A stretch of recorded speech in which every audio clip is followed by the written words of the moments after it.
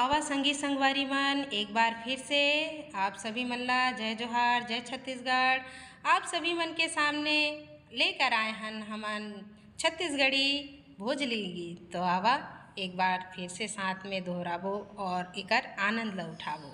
तो आवा महर महर करे भोजली के बाउर, महर महर करे भोजली के बाउर।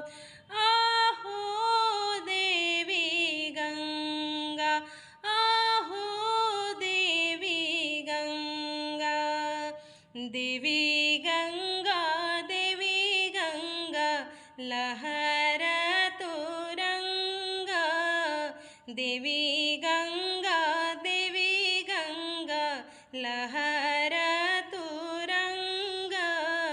हमरे भोजली दाई के विजय आठों अंगा, हमरे भोजली दाई के विजय आठों अंगा। आहो देवी गंगा, आहो देवी गंगा, कहवा के खातू माटी, कहवा के टुकनी, कहवा के खातू माटी, कहवा के टुकनी, कहवा के जवा भोजली चूहे मोती पानी, कहवा के जवा भोजली चूहे मोती पानी।